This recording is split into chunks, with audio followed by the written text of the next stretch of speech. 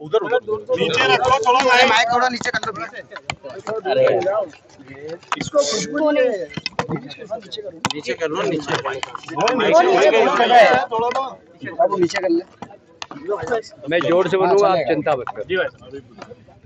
हमें बहुत प्रसन्नता है कि हमारे देश के प्रधानमंत्री ने गत वर्ष एक पेड़ माँ के नाम लगाने के लिए संदेश दिया था, प्रेरणा दी थी।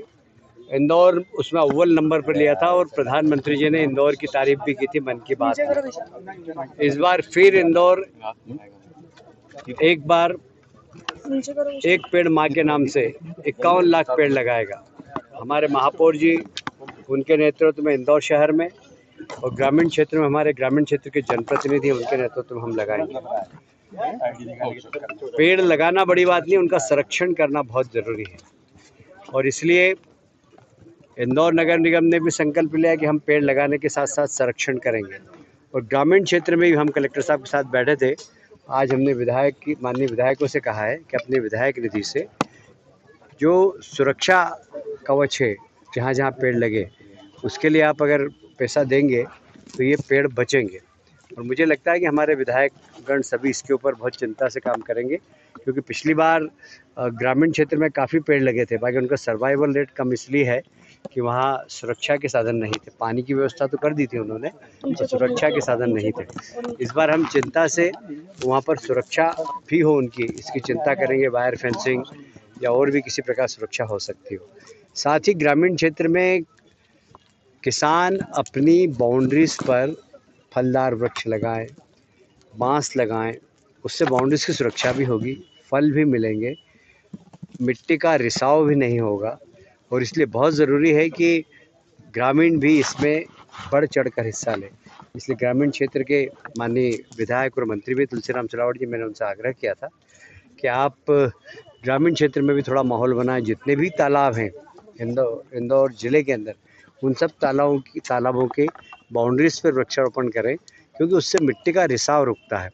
तालाब में मिट्टी भर जाती है, पर अगर पेड़ लग जाते हैं तो मिट्टी कम भरती है। तो बहुत ज़रूरी है, आज जिस प्रकार सारे विश्व के अंदर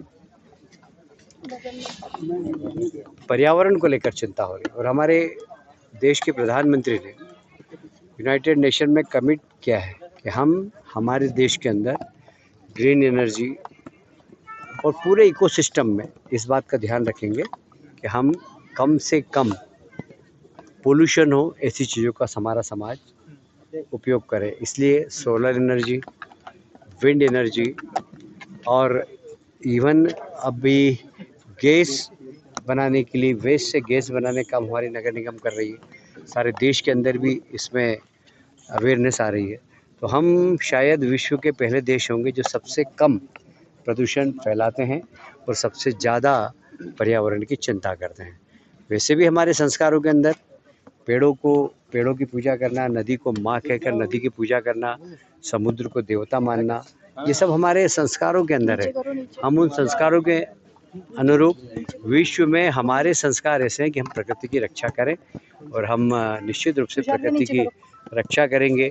जहाँ तक जीव जंतुओं का सवाल है, उनके भी, क्योंकि इकोसिस्टम में इनकी बहुत भूमिका रहती है। इसलिए इकोसिस्टम ठीक हो तो जीव जंतुओं की भी रक्षा करना, ये भी हमारा दायित्व है।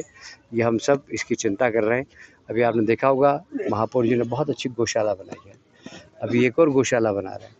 आपने अगर नहीं देखी तो जाके देखिएगा। मैंने पिछली बार हमारे बेटे आकाश बाबू का बर्थडे वहीं मनाया था और आप भी जाइएगा, देखिएगा। इतनी अच्छी गौ माताओं की तंदुरुस्त दिखेगी आपको और वहाँ के सेवा करने वाले लोग भी बड़े श्रद्धा के साथ गौ माता की सेवा कर रहे हैं।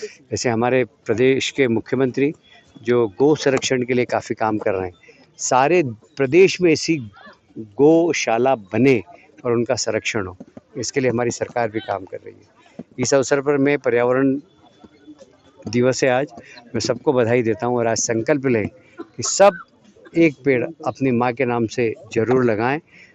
यह हमारे लिए हमारा दायित्व है कि हम पेड़ लगाकर प्रकृति का जो शोषण कर रहे हैं उसका ऋण उतारेंगे। जी, मास्टर प्लान में भी कोई प्रोविजन करने जा रही है कि सरकार, जिस तरह से आपने कहा कि ग्रीन बेल्ट के एरियाज में खासतौर पर हमसे जुड़े रहने के लिए हमारे YouTube चैनल को सब्सक्राइब करें और नई वीडियो की नोटिफिकेशन के लिए बेल आइकॉन को दबाएं। अगर आप ये वीडियो Facebook पर देख रहे हैं तो लाइक जरूर करें और ज्यादा से ज्यादा शेयर करें। धन्यवाद।